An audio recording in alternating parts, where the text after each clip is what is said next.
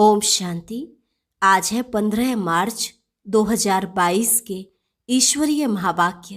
पहले सुनते हैं मुरली के मुख्य पॉइंट्स। बाबा ने कहा, हद का टीचर तुम्हें हद की पढ़ाई पढ़ाता है, लेकिन मैं बेहद का टीचर तुमको बेहद की पढ़ाई पढ़ाता हूँ। मैं ही तुम्हारा बाप, टीचर और सतगुरु हूँ। कल्प कल्प ज्ञान सागर बाप ही आकर बच्चों को ज्ञान ज्ञानेश्वरी बनाते हैं।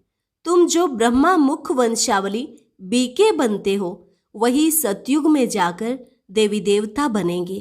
भारत जैसा पवित्र खंड कोई होता नहीं, इसलिए तो इसे सचखंड कहा जाता है। जब यही भारत झूठ खंड बनता है, तो फिर से बाप भारत में आकर इसे पावन बनाते हैं। भ्रष्टाचारी को श्रेष्ठाचारी बनाना एक बाप का ही काम है। जो बच्चे निधन के बन गए थे, उन्हों को भी बाबा ही आकर धन का श्रेष्ठाचारी बनाते हैं। फिर बाबा ने कहा, नए विश्व का रचयिता, ज्ञान का सागर, पतित पावन मैं हूँ। मैं निराकार ही ब्रह्मा द्वारा पावन दुनिया की स्थापना कराता हूँ। अभी जो पवित्र बनेंगे वही भविष्य में राज्य भाग्य पाएंगे। तुम हो शिव शक्ति सेना। तुम्हें सब कुछ करते हुए इस भारत को बाप की श्रीमत पर चल स्वर्ग बनाना है। और लास्ट में बाबा ने कहा, तुम योग बल वाले रूहानी वॉरियर्स हो। अभी सर्वशक्तिमान बाप की मत पर चल तुम अपनी राजधानी स्थापन कर रहे हो। बाप तुमको यही मत देते हैं, बच्चे, योग बल से तुमको माया पर विजय पानी है। योग में रहना भी कमाई है और यज्ञ सर्विस करना भी कमाई है। और अब सुनते हैं महावाक्यों को विस्तार से। मुरली का सार। मीठे बच्चे, तुम्हें ऐसा बाप मिला है जो बाप, टीचर, सतगुरु तीनों ही एक हैं। इसलिए अब भटकना छोड़ सच्ची सच्ची कमाई में लग जाओ। प्रश्न, नई दुनिया में राज्य करने के लायक कौन बनते हैं? उत्तर, जो अभी सर्वशक्तिमान बाप से सर्व शक्तियां प्राप्त करते हैं। तुम बच्चे रूहानी वॉरियर्स हो। बाप की मत पर अपनी राजधानी स्थापन कर रहे हो। बाप तुम्हें श्रीमत देते हैं कि योग बल से तुम विजय प्राप्त करो। दूसरा प्रश्न, किन बच्चों के हर कदम में कमाई जमा होती है? उत्तर, जो हर कर्म श्रीमत पर करते हैं, उनके हर कदम में कमाई ही कमाई है। याद में रहना भी कमाई है, सर्विस करना भी कमाई, यज्ञ सेवा करना भी कमाई। गीत ओम नमो शिवाय। ओम शांति। अभी तुम बच्चों को यह मालूम हुआ कि एक होता है लौकिक बाप, दूसरा होता है पारलौकिक बाप। जब कोई दुख होता है तो पारलौकिक माता पिता को ही याद किया जाता है। कोई सिर्फ परमात्मा को याद करते हैं। कोई कहते हैं, तुम माता पिता, हम बालक तेरे। चाहे कोई माता को याद करे या ना करे, लेकिन जब गॉड फादर कहते हैं तो माता जरूर है ही। बच्चे माता बिगड़ तो पैदा हो भी नहीं सकते। तो पारलौकिक माता पिता है जिनको याद किया जाता है। जरूर वह कुछ सुख देकर गए हैं। याद आता है, भारत सुख धाम था, स्वर्ग था। लौकिक माँ बाप से दुख मिलता है, तब तो पारलौकिक को याद किया जाता है, क्योंकि उनसे बहुत सुख मिलता है। नरक में है तब याद करते हैं कि फिर से स्वर्ग में जाकर सुख घनेरे पावें। गुरु लोग तो कहते हैं जप तप भक्ति आदि करो। बाबा तो ऐसी मत नहीं देते। लौकिक बाप तो कहेंगे पढ़ने के लिए टीचर के पास जाओ। फिर वानप्रस्थ अवस्था होगी तो कहेंगे गुरु के पास जाओ। बाबा तो तुमको ऐसा नहीं कहते हैं। देखो, लौकिक और पारलौकिक में कितना फर्क है। वह कितना भटकाते। यह तो कहते हैं मैं तुम्हारा बाप भी हूँ, टीचर भी हूँ, गुरु भी हूं, तो फिर तुमको भटकाऊंगा कैसे? यह तो तीनों ही खुद हैं, इसलिए उनको सब याद करते हैं। मनुष्य तो भक्ति मार्ग में बहुत धक्के खाते हैं, ज्ञान मार्ग में धक्के खाने की बात ही नहीं। यह भक्ति और ज्ञान, दुख और सुख का खेल बना हुआ है, जो बच्चों को समझाते हैं। हद का टीचर हद की पढ़ाई पढ़ाते हैं। मैं बेहद का टीचर तुमको बेहद की पढ़ाई पढ़ाता हूँ। तुम जानते हो यह है मृत्यु लोक। वो जो पढ़ाई पढ़ाते हैं पुरानी दुनिया के लिए, और हम जो कुछ पढ़ते हैं नई दुनिया के लिए। यह दुनिया दिन प्रतिदिन पुरानी होती जाती है। इनमें सुख कभी भी मिलना ही नहीं है। सुख और दुख, यह खेल कैसा बना हुआ है, यह बाप ही समझाते हैं।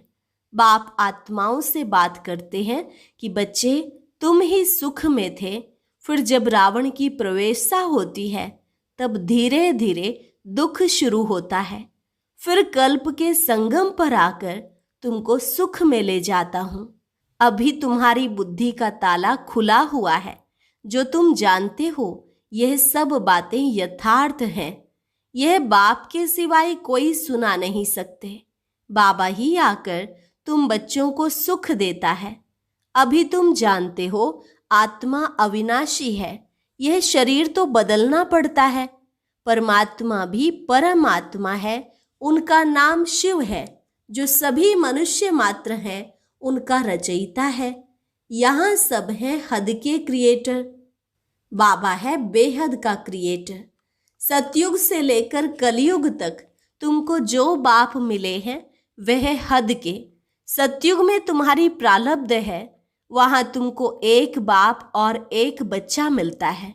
कलयुग में एक बाप को 8-10 बच्चे होंगे। प्रजापिता ब्रह्मा को देखो, कितने ढेर बच्चे हैं, परंतु वह है मुख्य वंशावली जो बीके बनते हैं। फिर सतयुग में जाकर देवता बनेंगे। वो लौकिक बाप, टीचर, गुरु सब हद की बातें सुनाते हैं।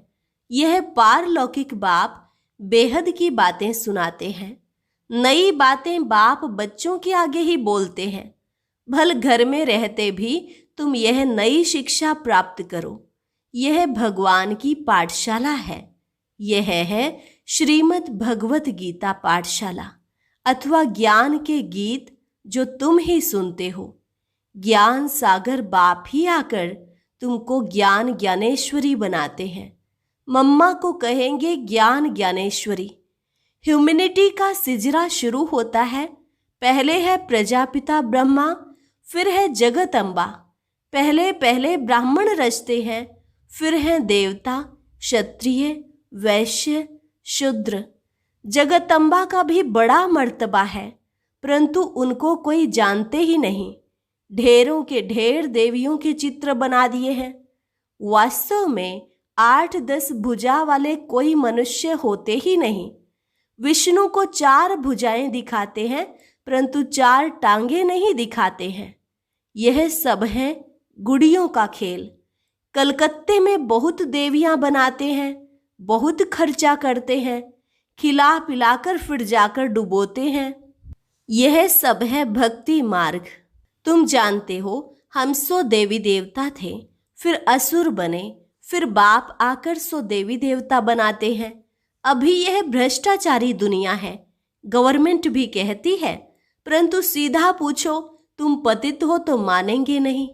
अरे तुम पतित पावन को बुलाते हो, सब बुलाते हैं, यथा राजा रानी तथा प्रजा। सन्यासी पवित्र बनते हैं, यह भी ड्रामा में नोंद है। भारत जैसा पवित्र खंड कोई होता ही नहीं, इसलिए उनको कहा जाता है सच खंड। फिर वही झूठ खंड बनता है। भारत को पावन बनाने बाप भारत में ही आते हैं। भारत में ही शिव का अवतरण होता है। सोमनाथ का मंदिर कितना भारी बनाया है, भारतवासियों ने ही बनाया है, जिसको बाप ने इतना साहूकार बनाया है। बाप तो यहाँ पतित दुनिया और पतित शरीर में आते हैं पावन बनाने, लेकिन कई बच्चे पहचानते ही नहीं हैं क्योंकि साधारण है। फिर भक्ति मार्ग में तुम्हारे पास पैसे बहुत होते हैं तो हीरे जवाहरों के तुम मंदिर बनाते हो। सतयुग में तो अनगिनत पैसे होते हैं, वहां पैसे की गिनती नहीं, बेशुमार धन रहता है। तो बाप जिनको साहूकार बनाते हैं वे कितना बड़ा यादगार बनाते हैं। जो पहले लक्ष्मी नारायण थे वही 84 जन्म भोगते हैं, नंबर 1 में वो गिरते हैं, भक्त बनते हैं। तो जिसने बनाया उसका ही यादगार बनाते हैं। लक्ष्मी नारायण विक्रमाजीत बने, फिर सो विक्रमी बनते हैं। तो उन्हों का फर्ज है पहले जिसने ऐसा बनाया उनकी पूजा करना। सोमनाथ का मंदिर कितना फर्स्ट क्लास था। जिन्होंने लूटा वह तो मर गए, बाकी निशानियां लगी हुई हैं। अब तुम जानते हो हम सो पूज्य बन रहे हैं, फिर पुजारी बनेंगे, फिर मंदिर बनाना शुरू करेंगे। सिर्फ एक मंदिर तो नहीं होगा, राजाएं अपने घर में भी मंदिर बनाते हैं, जैसे घर में गुरुद्वारा बनाते हैं। पहला नंबर किसने गुरुद्वारा बनाया होगा? फिर भक्ति मार्ग शुरू हो जाता है। पहले अव्यभिचारी भक्ति करते हैं, फिर व्यभिचारी। आजकल तो मनुष्य अपनी भी पूजा कराते हैं, उनको कहा जाता है भूत पूजा। भूत पूजा भी दुनिया में अथाह है। जो आया सो चित्र बनाते जाते हैं। भक्ति मार्ग है ना, अभी तुम्हारी बुद्धि में सारा ज्ञान है। बाप संगम पर एक ही बार आकर नॉलेज देते हैं। शास्त्रों में तो अनेक अवतार लिख दिए हैं। अवतार एक होता है, अवतरित तो आत्मा भी होती है, परंतु अवतार मनुष्य को नहीं कहा जाता है।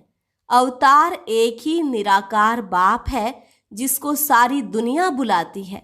फादर तो एक ही होगा ना, जो परम धाम में रहते हैं। तो मदर भी चाहिए। क्या मदर भी परम धाम में रहती है? नहीं।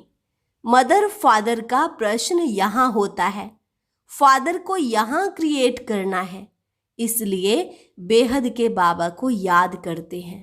बाबा आकर स्वर्ग की रचना करो, उसको कहा जाता है हेवनली गॉड फादर।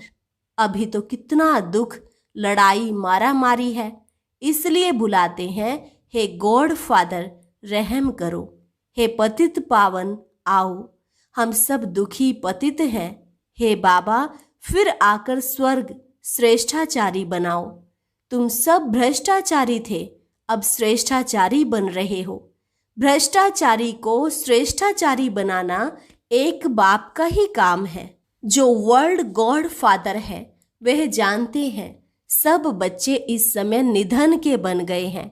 उन्हों को धन का श्रेष्ठाचारी बनाना है। 10-20 मनुष्यों को तो श्रेष्ठाचारी नहीं बनाएंगे। भारत श्रेष्ठाचारी था तो डीटी गवर्नमेंट थी। अब रावण राज्य है तो 5 विकारों की प्रवेशता है। भगवानुवाच एक निराकार को ही भगवान कहा जाता है। एक गीता को खंडन करने से सब शास्त्र खंडन हो जाते हैं। बाप कहते हैं मैंने तुमको जब राजयोग सिखाया था तो भारत स्वर्ग बन गया था। गीता मैंने सुनाई थी। कृष्ण को सारी दुनिया का भगवान कह ना सके। हम आत्माओं का बाप तो निराकार भगवान है। बाकी यह कैसे कहा गीता का भगवान श्री कृष्ण है? कहते हैं व्यास ने लिखा है, परंतु बाप कहते हैं नए विश्व का रचयिता, ज्ञान का सागर, पतित पावन मैं हूँ। मुझे ही सभी आत्माएं पुकारती हैं, हे पतित पावन परमात्मा आओ, आकर मुझे पावन बनाओ। निराकार बाप ही ब्रह्मा द्वारा पावन दुनिया की स्थापना, पतित दुनिया का विनाश कराते हैं। फिर जो पवित्र बनते वही राज्य भाग्य करते हैं। तुम हो शिव शक्ति सेना, जगत अम्बा निमित्त बनी हुई है। वह भी शिव बाबा से योग लगाए शक्ति ले रही है रावण पर विजय पाने। भारत में ही रावण राज्य है, भारत में ही रावण को जलाते हैं। भारत श्रेष्ठाचारी था, यहाँ कलयुग में भारत भ्रष्टाचारी है। यही खेल है, भ्रष्टाचारी से श्रेष्ठाचारी और श्रेष्ठाचारी से भ्रष्टाचारी, यह चक्र कैसे फिरता है, यह बड़ी समझने की बातें हैं। तुम बच्चे जानते हो, हम सब कुछ करते हुए भारत को स्वर्ग बना रहे हैं बाप की श्रीमत पर। तुम हो रूहानी वॉरियर्स, योग बल वाले, सर्वशक्तिमान बाप की मत पर अपनी राजधानी स्थापन कर रहे हो। बाप मत देते हैं कि योग बल से तुम विजय पा सकते हो। योग में रहना यह भी कमाई है, यज्ञ सर्विस करना यह भी कमाई है। और सब चल रहे हैं मनुष्यों की मत पर, और तुम हो सर्वशक्तिमान बाप की मत पर।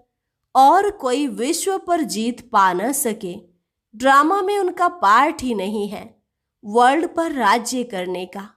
कितनी बड़े थे बड़ी और साधारण बातें हैं। प्रदर्शनी से अभी तक इतना समझते नहीं हैं, तो भी प्रजा निकलती रहती है। अच्छा, मीठे मीठे सिके लधे बच्चों प्रति माता पिता बाप दादा का याद प्यार और गुड मॉर्निंग। रूहानी बाप की रूहानी बच्चों को नमस्ते। रूहानी बच्चों की रूहानी बाप दादा को नमस्ते नमस्ते, गुड मॉर्निंग। धारणा के लिए मुख्य सार। पहली पॉइंट, हर कर्म श्रीमत पर करना है। याद में रहकर यज्ञ सेवा कर अपनी कमाई जमा करनी है। दूसरी पॉइंट, भटकना छोड़ भविष्य नई दुनिया के लिए पढ़ाई पढ़नी है। ज्ञान को धारण कर ज्ञान ज्ञानेश्वर ज्ञान ज्ञानेश्वरी बनना है। वरदान, अमृत वेले अपने मस्तक पर विजय का तिलक लगाने वाले स्वराज्य अधिकारी सो विश्व राज्य अधिकारी भव। अमृत वेले अपने मस्तक पर विजय का तिलक लगाने वाले स्वराज्य अधिकारी सो विश्व राज्य अधिकारी भव। रोज अमृत वेले अपने मस्तक पर विजय का तिलक अर्थात स्मृति का तिलक लगाओ। भक्ति की निशानी तिलक है और सुहाग की निशानी भी तिलक है। राज्य प्राप्त करने की निशानी भी राज तिलक है। कभी कोई शुभ कार्य में सफलता प्राप्त करने जाते हैं तो जाने के पहले भी तिलक देते हैं। आप सबको भी बाप के साथ का सुहाग है, इसलिए अविनाशी तिलक है। अभी स्वराज्य के तिलकधारी बनो तो भविष्य में विश्व के राज्य का तिलक मिल जाएगा। स्लोगन, ज्ञान गुण और शक्तियों का दान करना ही महादान है। ज्ञान गुण और शक्तियों का दान करना ही महादान है। अभी है अनमोल ज्ञान रत्न दादियों की पुरानी डायरी से। जिस समय कोई दैवी वत्स समझता है कि मैं तन मन धन सहित यज्ञ में स्वाहा अर्थात अर्पण में हो चुका, उस समय उस अर्पण हुए वत्स में कुछ भी अपनापन नहीं रहता। सब यज्ञ की सर्विस में आ जाता है। उसमें भी तन और मन तो नजदीक रहता है, धन फिर भी अलग है। तो तन मन को यज्ञ की सर्विस में लगाना ही शुद्ध सेवा है। यदि कहता है तन मन धन यज्ञ में अर्थात ईश्वर प्रति है, तो फिर अपने लिए कुछ भी रह नहीं सकता और मन कोई भी माया के अशुद्ध संकल्प तरफ दौड़ नहीं सकता, क्योंकि ईश्वर को अर्पण किया तो ईश्वर है शुद्ध शांत। तो वह मन रूपी घोड़े को कोई भी अशुद्ध संकल्प तरफ ना दौड़ाकर अपने वश में करता है। यदि माया के हाथ में देता है तो माया वैरायटी होने के कारण भिन्न भिन्न प्रकार से अंगूरी लगाती है। फिर अनेक प्रकार के विकल्प आकर मन पर चढ़ाई करते हैं। तो उसको समझना चाहिए कि क्या अभी भी मेरे में कुछ अपनापन रहा हुआ है, क्योंकि यदि यज्ञ प्रति स्वाहा हुआ तो फिर पवित्र हो गया। फिर यज्ञ की सर्विस बिगर कोई भी तरफ तन मन वर्क कर नहीं सकता। इसलिए अति गुह्य और महीन राज को समझकर अपने पर बहुत ही अटेंशन रख खबरदारी से चलना है। अच्छा, और अब सुनते हैं आज का अव्यक्त ज्ञान मोती। ये एक बहुत संस्कारितापूर्ण वीडियो है, जरूर देखें, कोई भी मिस ना करे।